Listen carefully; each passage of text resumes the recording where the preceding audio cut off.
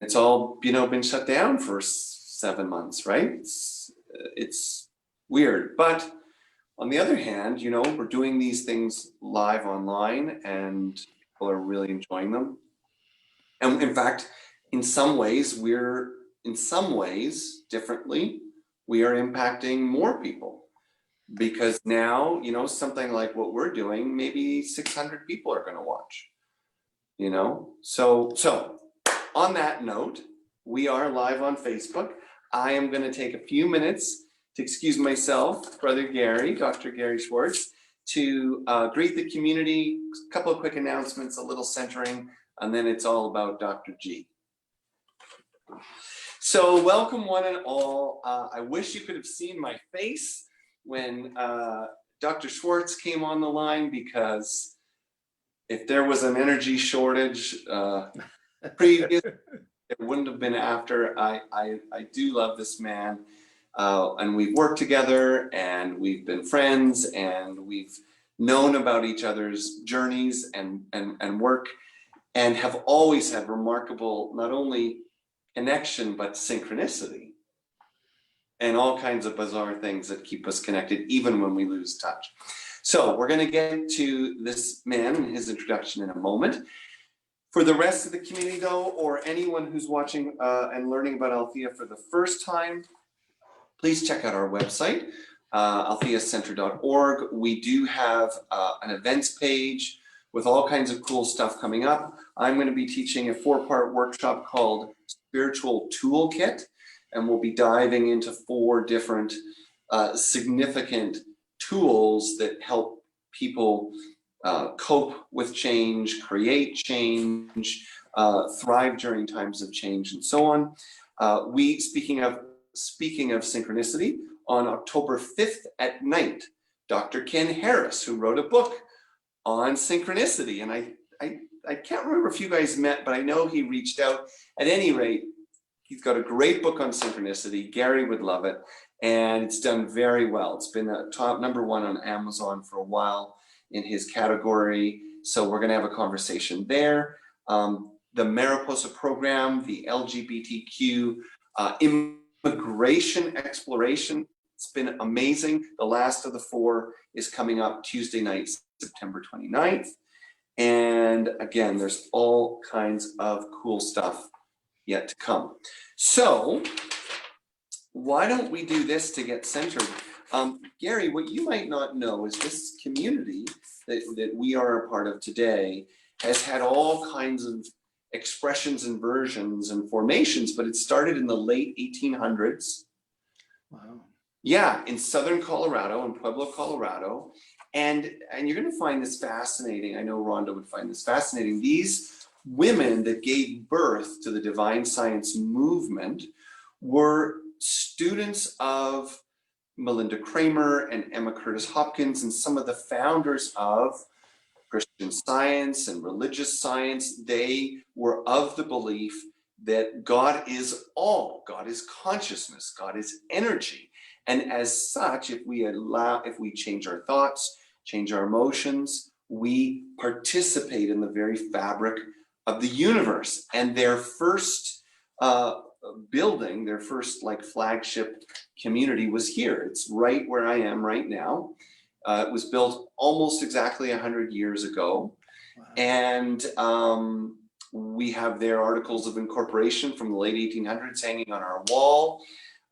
Legendary figures like Emmett Fox were here, not to mention Matthew Fox. And so there's a lot of history here. And yeah, it's also gone through change because it's been under different leadership and different, you might say, ministries. And then the most recent expression is Althea, which decidedly evolved away from religious tradition and into the embrace of the study of mysticism and consciousness. Wow. What does it mean to live in the oneness of life? What does that mean practically, emotionally, spiritually, and so on? So we're going to take a moment. I'm going to invite people to take a breath, and I'm going to share what we call the statement of being, which has been said in this building for 100 years every week. And it's been said in the community for 130 years And it's simply an affirmation of the oneness of all that is. I'll go from that right into a little prayer, and then we will get talking. So wherever you are, whoever you are, welcome. And I invite you now to close your eyes, sit comfortably but alert. Take a big, big breath in and hold it a moment as you notice where you feel any tension, tightness, or resistance.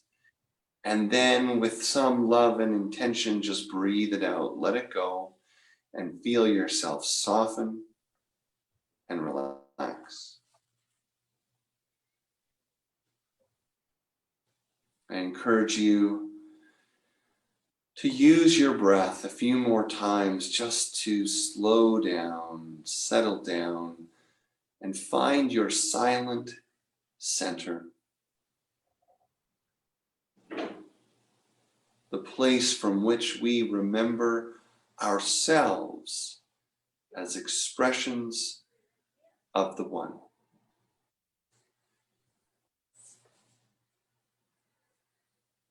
And if you know our statement of being, you're welcome to say it out loud wherever you are. God is all, both visible and visible. One presence, one mind, one power is all. This one that is all is perfect life, perfect love, and perfect substance. We are individualized expressions of God and are ever one with this perfect life, perfect love, and perfect substance. And from this place of centering, we offer a prayer, each in our own way, and yet together as one. A prayer for peace. Peace in our hearts, peace for each other, peace in our communities, our country, and our world, that we might learn through this opening to hear each other again, to be present and connected to each other again. Dear God, may we rise above division in love of diversity. May we rise above conflict in love and embrace of curiosity. May we see not only the brilliant complexity and majesty of life in each other, but also the vulnerability, the humanity, and the longing to be loved, to be safe. May we dignify all beings, all life, with our own choices, our own words, our own loving attention. May we awaken to the precious element of evolution that we are, each on our own and together, nothing outside of spirit. May we awaken to this flow. And from this place, we close by lifting each and every prayer, each and every wish, each and every intention of each and every person watching this now or later. We lift it all for the highest good, for love, for peace, for wholeness on earth, and a blessing for all beings everywhere. Amen.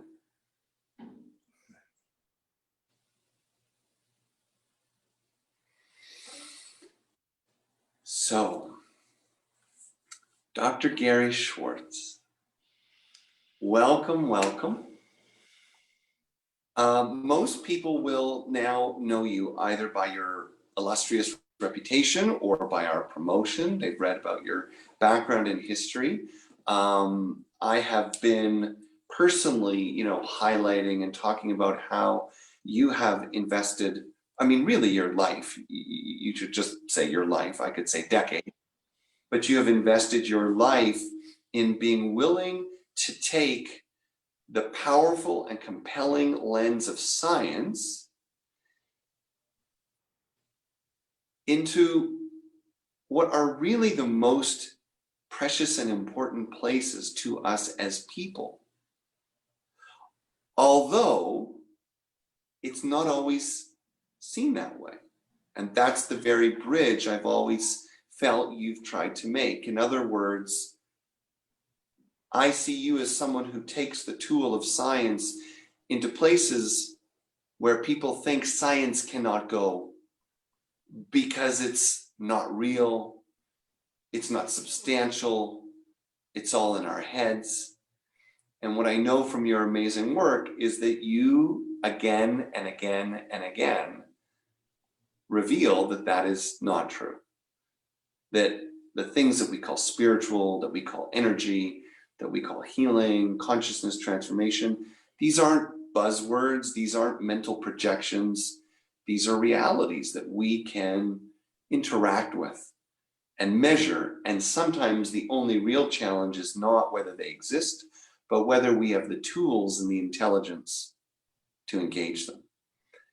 Having said that, how would you respond to that characterization of your work? And maybe you want to say something else by way of greeting. Wow.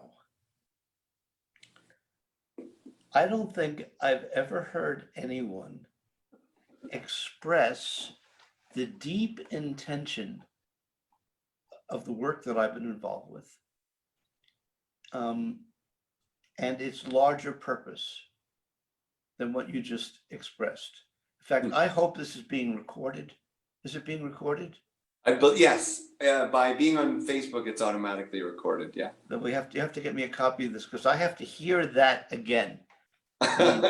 As far as I know, the only person who seems better capable of expressing what it is that I've been trying to express is you. And that has been our relationship from the very beginning. So I am both humbled, to put it mildly, but at the same time, I'm really touched because the truth is, it's true. And with you, I don't even have to be ashamed about it. I don't have to hide it. I can celebrate it. I also have to say that before we were starting today, I was remembering this book that you told me you were going to write before you left Canyon Ranch. And I think it was something like, there's only God, or some phrase like that. God is real. God is what? Yes. Real. Only God is real. Correct. Beautiful.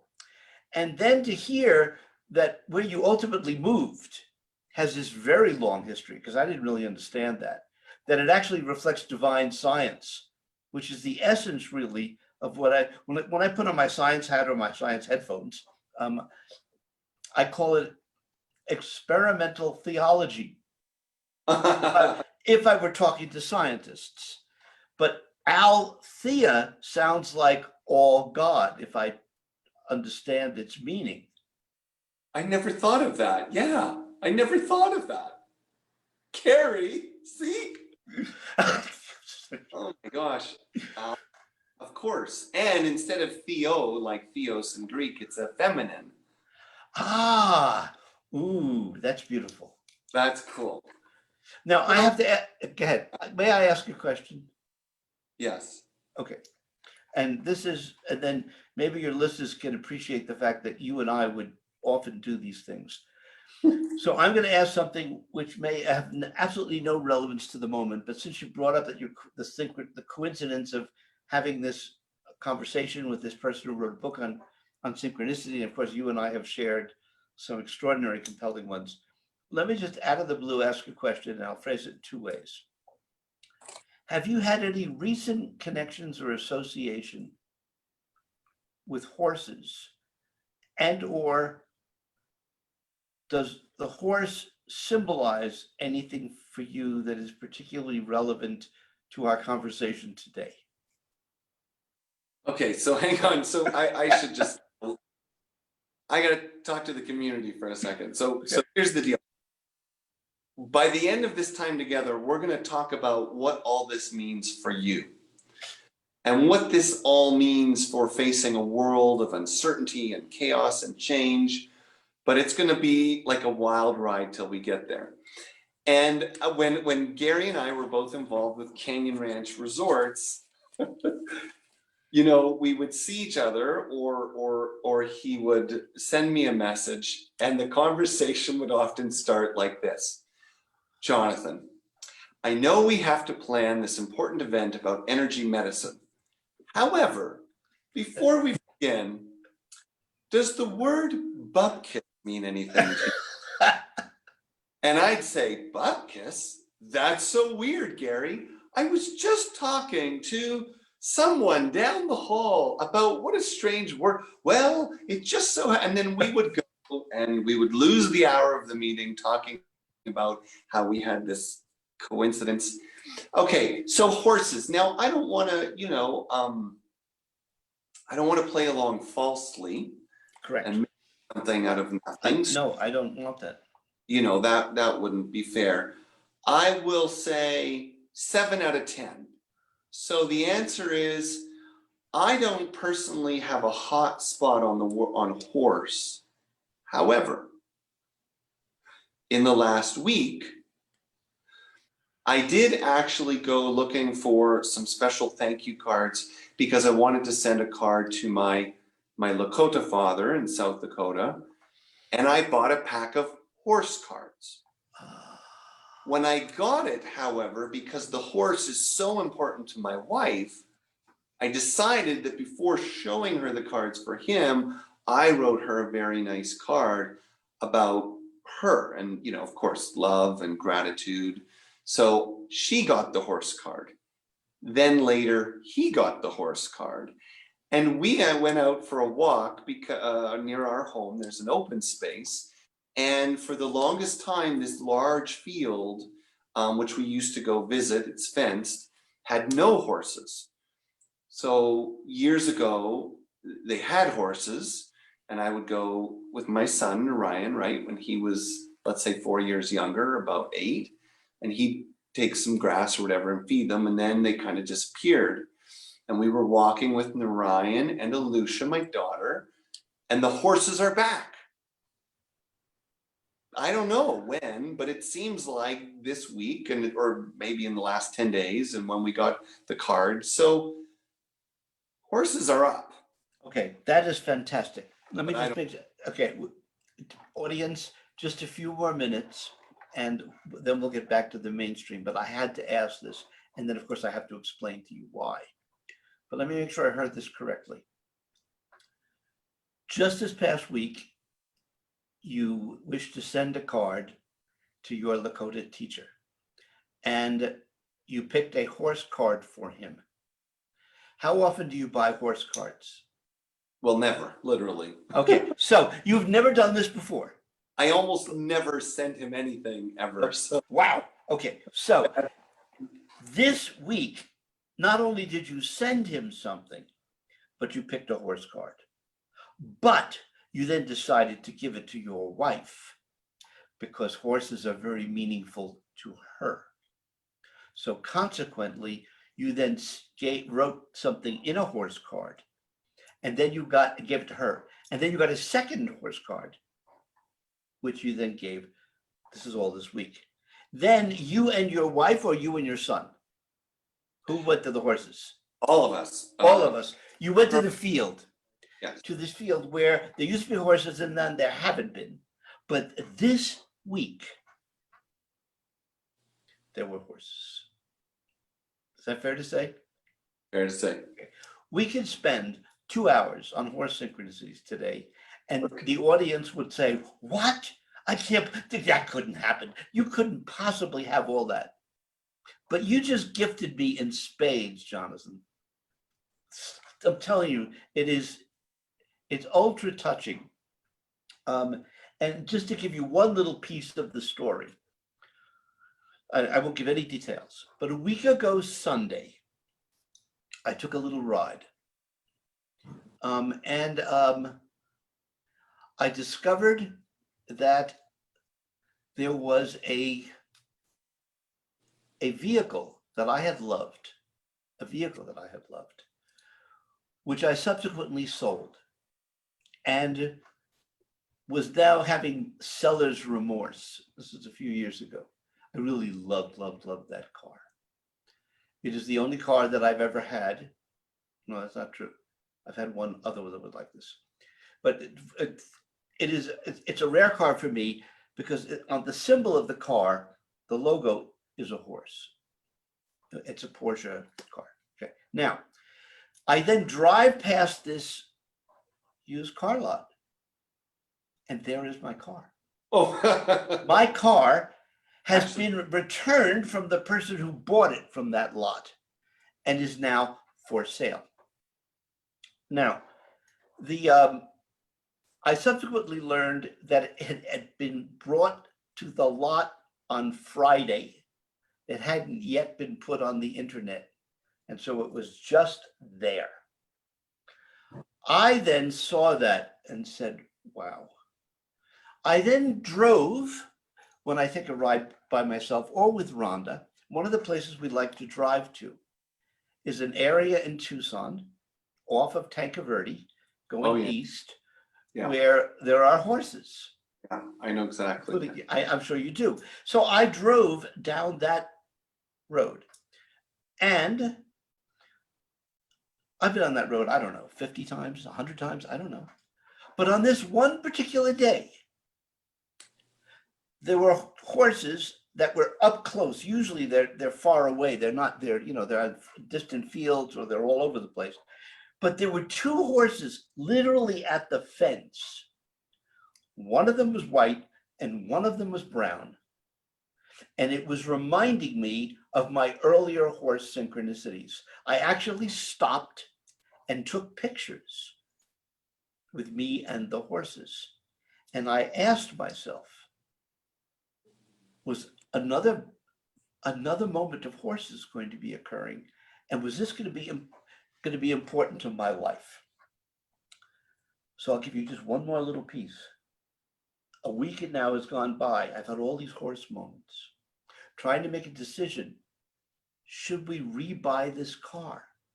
Because but it's got the horse and it's got the symbol, there's all this stuff. And I asked the universe, universe, is this in my best and highest good? Is it my best and highest good for my purpose on the earth to do this event? Out of the blue, I got not one, not two, but 3 emails from a woman who is a deeply mystical woman who is ABD, when she was doing her dissertation work, graduate work in essentially theology and mysticism. She's a scholar. She reminds me a little bit of you in the sense of, that broad background. She sent me 3 emails out of the blue about horses. She's never done that before, because she saw a talk that I gave about the soul phone, and over my shoulder in my office is a painting of a big white horse. She was then led to think about, well, intuitive, she said, horses are really important. And then she listed various roles that horses have played in Native American philosophy, in Tibetan philosophy. She went through all these lists about how they connect you with spirit, how they connect you with God, how there were often bridges, the bridge to the other side and to the greater reality. So I'm having all this magic, and now you talk about divine science, you have this beautiful, beautiful prayer. And then I ask you sheepishly, gee, have you got any connection to horses later to this now, and or, because I wanted to leave open the possibility that nothing happened, but that it was meaningful. But I had this feeling I'm supposed to ask you right now before we start our interview. And what do? You share multiple events that were unique for you in your life at this moment. So thank you. Well, thank you. And a great springboard, because gosh, there's so many things I want to ask you, and actually some things that I don't really know the answer to. In other words, there are some topics I want to hear you say more about, but I know you. Whatever you want to do, I'm going to go with the flow. You direct the meeting. You know what your audience needs. Let me be of service. So let's take this topic of synchronicity. And you know that skeptics will always say, there's enough happening in the world that if you go looking for something, you'll find it, right? You want to buy a Honda, a white Honda, and all of a sudden, right, there's that sort of predisposition now to see the thing you weren't looking for before. Absolutely. So I acknowledge that. But the interesting thing about what you just demonstrated for people is that while that may be true, if you, quote, play the game, the validity comes in the improbability. Yes. In other words, sure, we can go every day looking for signs and symbols, and sometimes it may be a bit of a projection, but there's no way to really get yourself in the space of receiving the big messages and the big communication and the surprising coincidences if you're not in that attitude. Is that right? I mean, is yes, the mechanism of communicating with the universe? That is the conclusion that I was forced to. In fact, synchronicity is one of the languages of the one mind. And it's one of the most powerful ways of proving that there must be a one mind. In the book I wrote, which I ended up calling Super Synchronicity, where science and spirit meet, that's the first question I address is, you look for horses, you're going to find horses. Okay? There are cars with horses, there are horses around. But that base rate is the background. And if there's going to be something special about horses, it has to be much more improbable than that, because otherwise it's just there all the time. Secondly, if the events that happen are each of themselves incredibly rare, I mean, you didn't even have one rare event or even two rare events. You had three rare events, and they had no meaning to you. They were just a set of events. But you had scheduled to have a meeting with me. You and I were now connected. And the one is going to know our relationship. The one is going to know that if it gets that information to you, which is meaningful to you, then it's going to get to me. Stop. Wait, I just had an aha moment, Gary. Oh, good. So first of all, we also have to let people know, with all due respect, while you were on my list of illustrious guests, we had someone cancel today. And so I thought, oh my gosh, of all these amazing people that I could ask, the one that I probably feel comfortable imposing on and seeing if he could do it at short notice was you. So that adds this layer of improbability. But let me do something else. So what you're reminding me of is the algorithm. So right now, in all of our lives, if we're on social media or interacting with any online platforms, there is an intelligence, artificial, behind the scenes that is recording everything we express interest in, all of our predispositions and all of our purposes, and then coordinates them to present more of what we have demonstrated we are interested in. Now, as a quick aside, because I want everyone to hear this as much as possible, that is also partly why this country is like on the verge of civil war, because when people go to news and social media, all they see is more affirmation of why they're right and other people are wrong. It doesn't proliferate critical thinking or dialogue. Okay, that's an aside. Do you think that there is some kind of mechanism at work, though we may not understand it, like that in the universe? Could you say that the algorithm in social media in some ways reflects the higher intelligence that also presents things to us just the way Amazon knows that I'm shopping for new plates, but instead it's life itself? And now the license plate in front of me is 1111, and I checked my watch at 1111, and for the first time in years, I'm seeing 1111 all the time, every day. Let me ask you a question, and then I want to get back to one important thing with probability. Have you ever heard the phrase, as above, so below? Yes. I'm sure you have. I'm sure most people have. The deepest significance of that general phrase is that the macro and the universal is being expressed in the micro, in the particular. Right. But it is infinite. It is far greater in its well, no, let me frame this slightly. Everything that exists has the all in it. In fact, even the word small has the word all in it. So the all is in the small, okay? So even in the photon, you've got the implicate capacity of everything that we call, the one. All of that, and David Bohm called that implicate order as opposed to explicit order.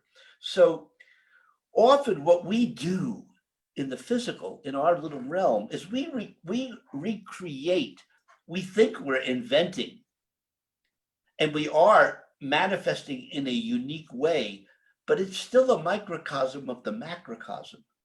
So what I would say to you is that even the metaphor as above, so below supports your aha moment here, which is that this could be much bigger. You can have an infinite mind with infinite awareness that is constantly also learning from our experiences and feeding back to us. And the extent to which we connect with it, it connects with us, particularly if we're receiving it for the best and highest good. If we're in service to it, it then feeds us more. I mean, that's the sort of the working, again, scientific language.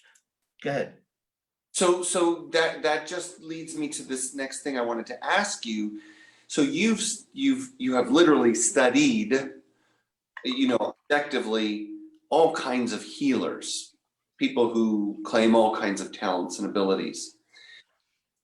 What this reminds me of is things like astrology, tarot, or using oracle cards. Now, what I mean by that is that when people ask me if those things are accurate, I always have a similar answer, which is, well, if there's a design in life and we are all implicitly inside it, then there would be no reason to think that these tools wouldn't reflect the design at some level. But more significant to me is that I notice that for the most effective or powerful practitioners, the tools and whether they're exactly right or not is less significant than the fact that they serve as a kind of vehicle for engaging intuition. Yes, I am forced to that conclusion by the evidence from science. Science, as you know, science takes me to spirit at so many different levels. And I'm just saying, yes, research on intuition and research on being open to being what you're calling intuition, which also allows for guidance from invisible sources, is enhanced when you get the rational mind out of the way and you go into just this open intuitive state, and then it can trigger or allow for certain intentions to come through. I just have to say one thing, and that is, in the book, the synchronicity books, you're talking about improbability, how to speak to the skeptic who says, oh, it's just chance. In the book, I actually calculate what's called the conditional probability, where if you were going around looking, for example, horses with the improbability of all the horse moments that I had, how often do I go down that road where the horses are right there? How often do I get surprise emails with a person that doesn't even know anything that's going on, where they have multiple things about horses? How often does a car appear that I've sold, and now I have an opportunity to repurchase, which features a horse that I'm going to be, by the way, I was ambivalent of doing this show. I'm very busy. We ended up doing it on a Sunday and so on, but it was you. And my intuition was, I'm supposed to do this. This is the right thing for the work and for you and for me and hopefully your audience and so on. Anyway, I calculate the probability of what would happen if we could 24 hours a day look for a set of horse events that were matched the improbability of these events. And you just did it all the time, which we can't do. And you know what I figured out for what I call super synchronicities? If you did it 24 hours a day, 7 days a week, 365 days a year, it would take longer than the age of the entire universe to have that level of improbability occur by chance. And so I use the phrase, this improbability, this conditional improbability, is astronomically improbable. And that's why when you really understand the statistics, not that it's just simple naive, well, if you look for it, you'll see it. Do the experiment and see. When you do the experiment and you actually calculate the odds, it becomes, the super synchronicities become astronomically improbable. The one that you and I had, for example, with bears many years ago, which is one of the chapters in the book, you calculate the probability of that conditional probability. It would take longer than the age of the entire universe if it was going to happen by chance. Right. So it's not happened by chance. So I'm gonna keep jumping in on you at the end of your thoughts, because there's so much to ask you and so much I want to share. And I can't even believe we've already spent 30 minutes talking. Intuition and science. When you look at other sciences outside of experimental psychology or theoretical physics and things like that you would get associated with, am I mistaken, or is it not, or isn't intuition always a part of science? I mean, why someone does it, they do an experiment, whatever, it could be on a petri dish, and all of a sudden they, quote, get an idea to try warming it, or they, quote, get an idea to try it in the absence of light. I mean, people would probably call that clinical acumen or ruling out possibilities. But when I think about people like Einstein, and you mentioned David Bohm, I mean, some of the most powerful scientists in the world, and we could even include Marie Curie and Tesla. Do you think intuition and the universe were a part of their work? Or that is the conclusion that I have again been forced to come to, both by the historical evidence and my own direct personal experience. In fact, here's the truth. If an idea pops into our head, and it's a novel idea, we've never thought about it before, it pops into our head, which is often what an experiment is. All of a sudden, this idea comes to.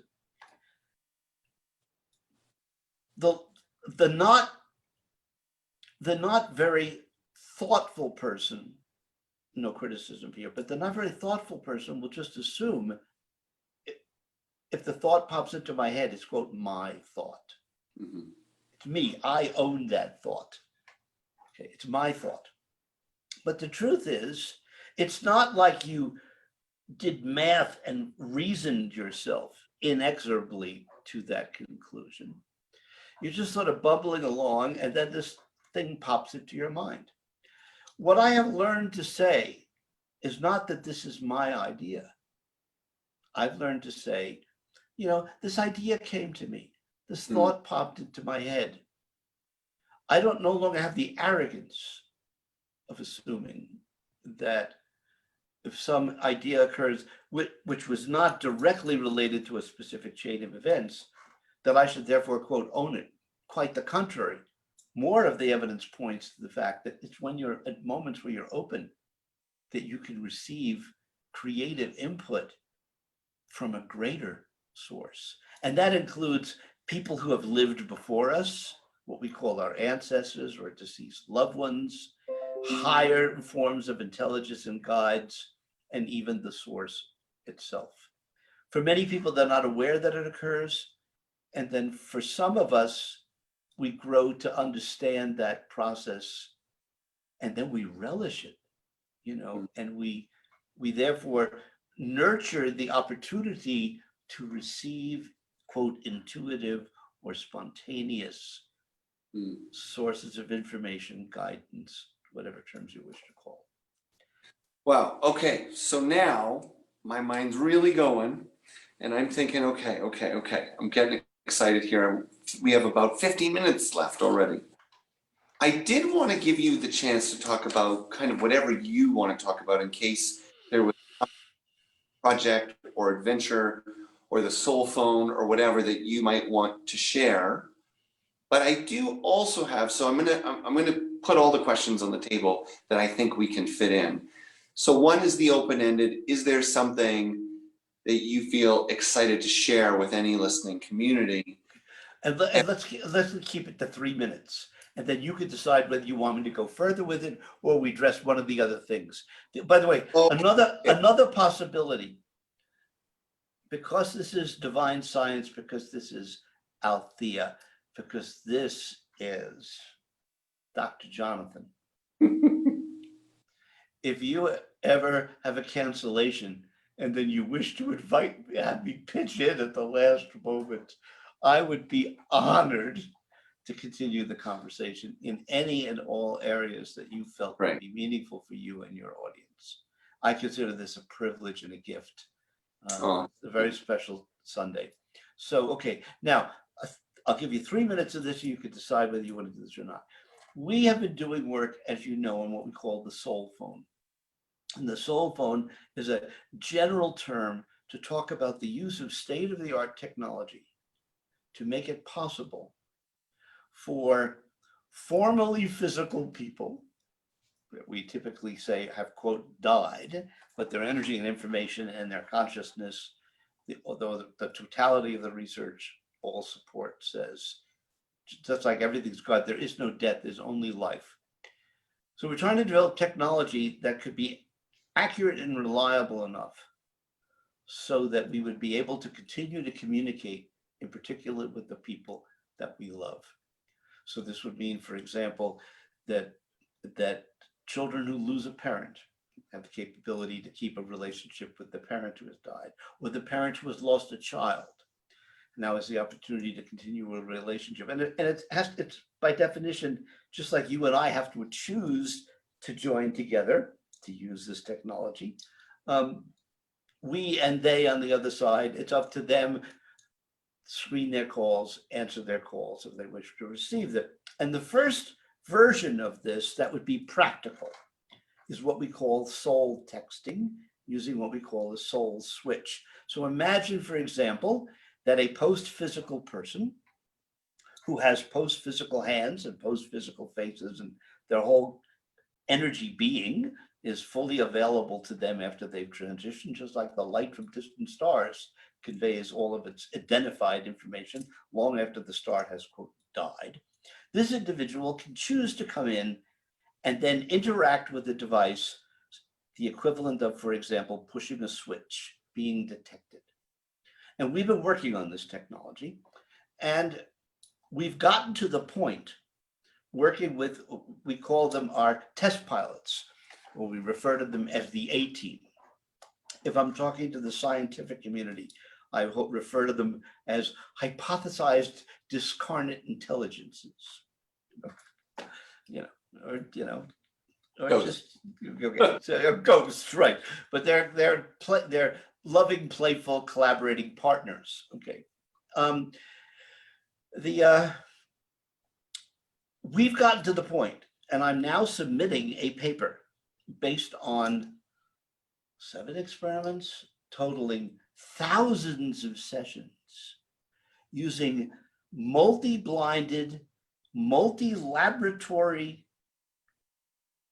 what's called the randomized control trial, the ultimate method in science. We have been able to definitively, I would argue, show proof of concept of the soul phone. Definitively. Now, that's a very strong statement for a scientist to make. Carl Sagan, who is a skeptic, says extraordinary claims require extraordinary evidence. And I believe that in my soul. I call it the Sagan ethic. It is a responsibility. The bigger your claim, the bigger or more compelling should be the evidence to justify it. And unfortunately, we live in an era where people make outrageous claims, extraordinary claims, in the absence of no evidence, or evidence that is not extraordinary. If anything, it's distorted or it's false. So we live in a very terrible time in that area. But Carl Sagan said it right. If you're going to make an extraordinary claim, you need extraordinary evidence. We now have that evidence. And I'm actually submitting this to a mainstream journal, which doesn't want to touch this kind of work with not just a 10-foot pole, but a 110-foot pole. So I just want the audience to know that that is happening. And I gave a talk about this just a couple of weeks ago at you remember the Tour de Science of Consciousness meetings that were held at the University of Arizona every other year with the Center for Conscious Studies? Well, this year it was virtual. So all of us gave our presentations, by video and so on. And I gave a talk about this multi-center, multi-blinded, randomized control trial kind of experiment that can establish the validity of this. And what I would just love the audience to think about is imagine that we go from proof of concept. And what I mean by proof of concept is imagine a binary switch where the key works 70% of the time. Well, 70% of the time is great, clearly statistically significant, but it's not a very good communication tool. If each time you press the K key, 30% of the time it came out with an L or a T, it would not be a great communication device, okay? It would be really messy. The key's got to work 99.9% of the time. So you have to go from proof of concept, definitive proof of concept, to what I call proof of practical or proof of product. That's the stage that we're now at. We're now at the stage of trying to create that. Because if we can go from proof of concept to proof of practical, then imagine what it would mean for the world if all of a sudden we knew definitively that life after death existed, we knew definitively, and we could actually communicate with our loved ones. That also means communicating with the David Bohms, Albert Einsteins, Nikola Tesla's, Martin Luther King's, famous entertainers, the greatest beings that you might wish, the ancestors who the role models were missing in contemporary society would now be doing this. And in doing that, we would be taking Native American philosophy and practice and making it more practical, right? Bringing it to the masses. So I just wanted to share that. And if anybody's interested, they can go to the soulphonefoundation.org and they can learn about what we're doing. Oh, great. And you know what, Gary, actually, when I was in Tucson, which was now, I don't know, 10 years ago, or no, when I left Tucson, pardon me, it was 7 years ago. You had just begun this, and you had those dark boxes where you were seeing if you could invite light to register in the total vacuum of light. I guess it's not a respectful analogy, but it's like if Apple invented a Ouija board, that would be the soul phone, right? So, but not, and I don't mean that in jest, I mean that in a real sense, to capture a yes or a no. I mean, even that would be extraordinary. Now, yes, in the context of just a little time remaining, I have to forgo some of my questions, and maybe we are going to do a special session. I would actually love to do especially even if you ever have the time, a special evening session where we could get people into a Zoom with us. That would be wonderful. Have a little more exchange, a little more intimacy, get right to the questions. But here's my question if we don't have a lot of time. So you've had this long career from Yale and conventional settings all the way to considering the improbable. And now here we are in a moment, right, in this country, in the United States, where a lot of people on, frankly, all sides of all the topics are shaking their heads saying, what is going on? Like, this is cuckoo bananas.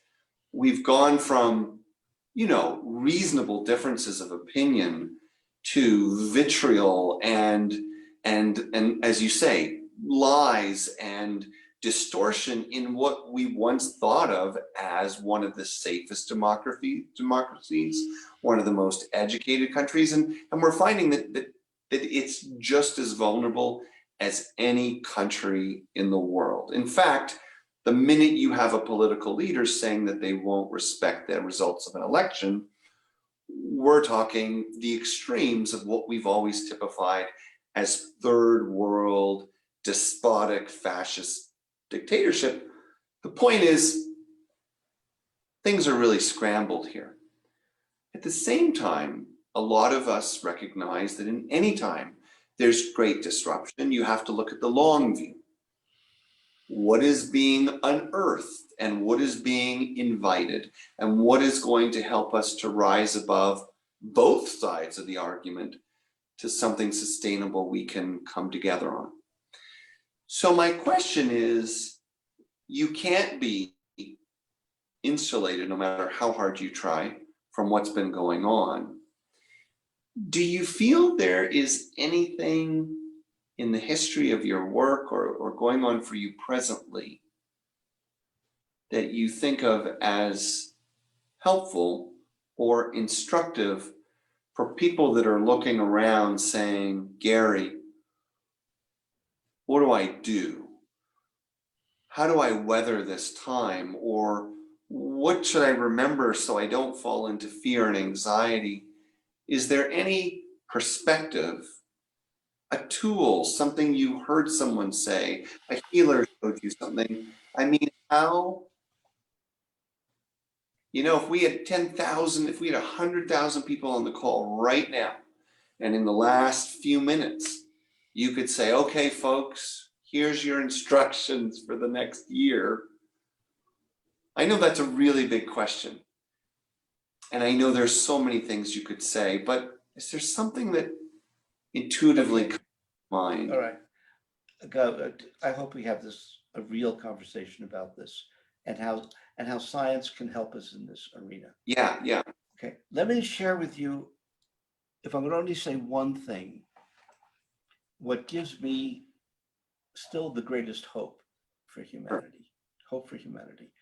In fact, the theme, just yesterday, in a conversation that Rhonda and I had, which amusingly related to the symbolism of this car, because sometimes material things can have deep spiritual significance, is that car symbolizes for us the phrase, there is still time for hope. There is still time for hope. And part of the reason as a scientist I say this is as follows.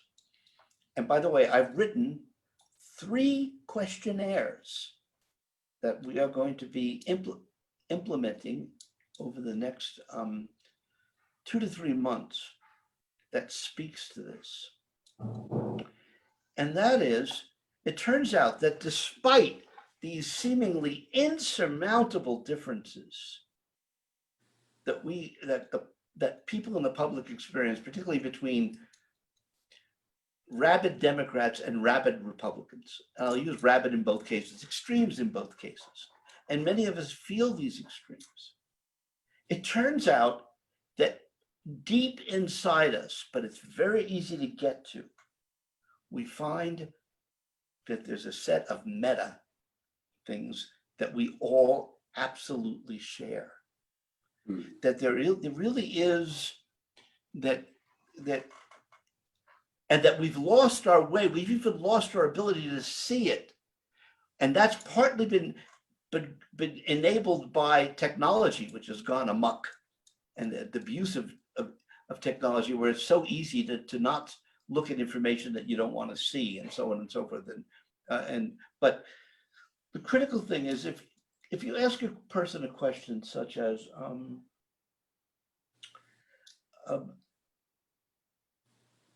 in an ideal world, what are your feelings about promoting justice for all? In an ideal world, what are your feelings about justice for all? You agree? Are you unsure? Or you disagree? I think if you ask the question that way, most people would say justice for all. If you ask a question, in an ideal world, as I call it the ideal world questionnaire, in an ideal world, should people be given the freedom to destroy other people's property? In an ideal world, should people use that as a tool? Should they be allowed to destroy other people's property? I think most people, regardless of their political persuasion, would say no. That should not be encouraged. In an ideal world, should people be encouraged to tell the truth, particularly, for example, if they're testifying in a court of law, or they are speaking as a leader, even be held accountable for telling the truth? In an ideal world, how many people would you say would say no? The point is that if you phrase the questions in their purest form, I think we can get 90 to 95% agreement. And what we need to do is to find our common, because this is implicit to people. And it's so when you return to those core, then, if you ask a question, in an ideal world, should people be encouraged to have compassion for other people? So you see, when you ask the question really correctly, it gets past all of this. We then get back to, what do we want to be? How do we want to live? What are the ideals? And to what extent do we want to build in a structure to nurture that, to encourage that?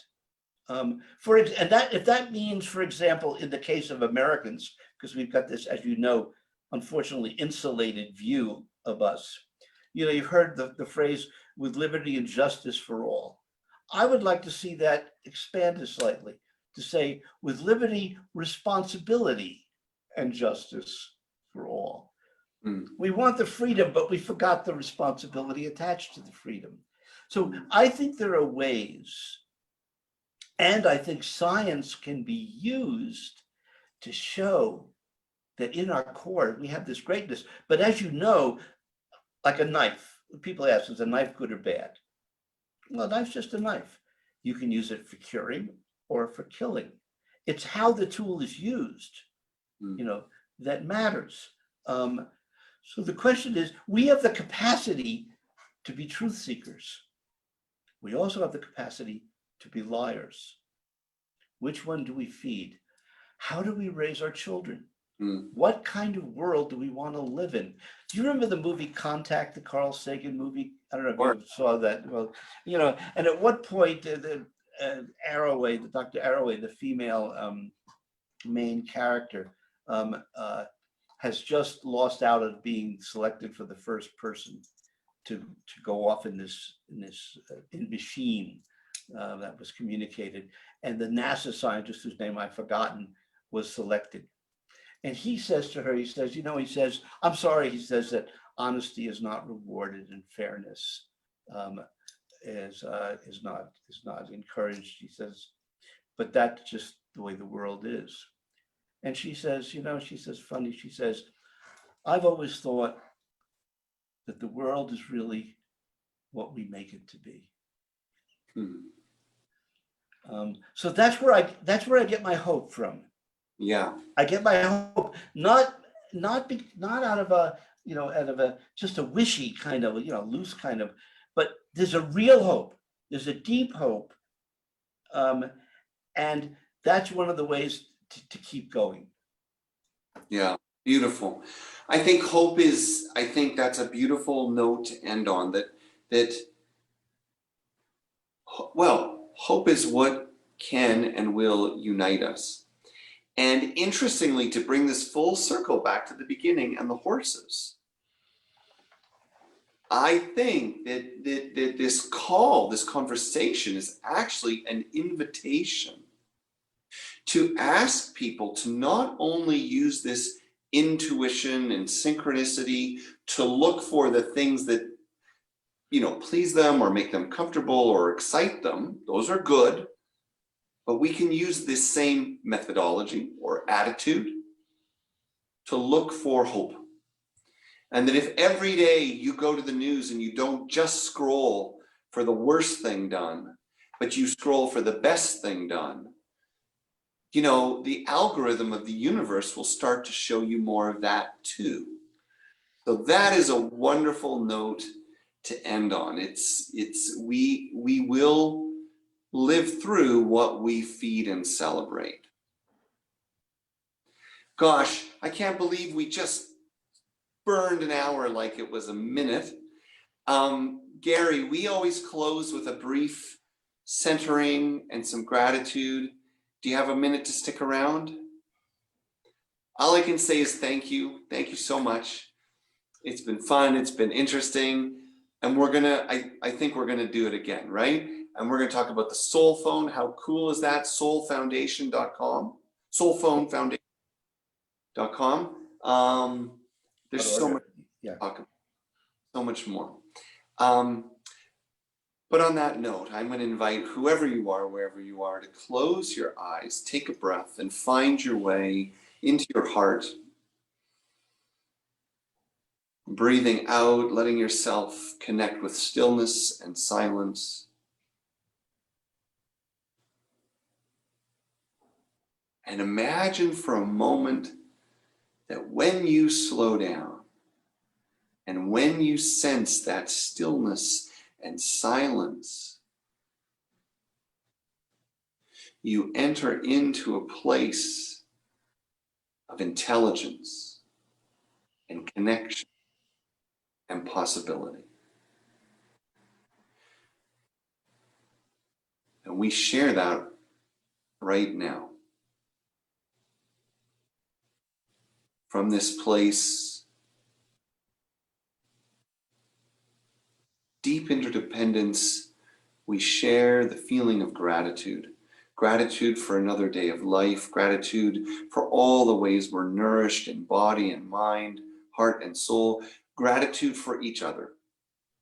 Gratitude for Gary Schwartz and his compelling, innovative, hopeful, inspiring work, gathering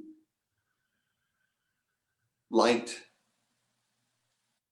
and evidence for a better world. Gratitude for each and every one watching and listening. And may you open your heart and tune your antenna that you might be a receiver for the abundant love and energy of this universe, in turn, radiating it through who you are and all you do. Amen. And speaking of these infinite gifts, I also want to give thanks to the people that donate, because on Sundays, Gary, we put up this little donation link and people are helping keep Althea vibrant, even though we can't have our gatherings. People like you are helping us to connect with people online and to make this interesting and exciting. We still have a big building. Maybe one day you'll see it. It's like 10,000 square feet. It's a huge historic building. We still have staff. So when people donate, it makes a big difference, not only to the physical things they sustain, but what we are all in service of. And you, Gary, have helped us do that today. So thank you. My privilege. I don't know what else to say, except I guess I have to say goodbye. No, not goodbye. It's see you later. See you later. That is what it is. That is exactly. No matter who we are and no matter who we're talking to. See you later, or depending on the advancement of the soul phone, talk to you later.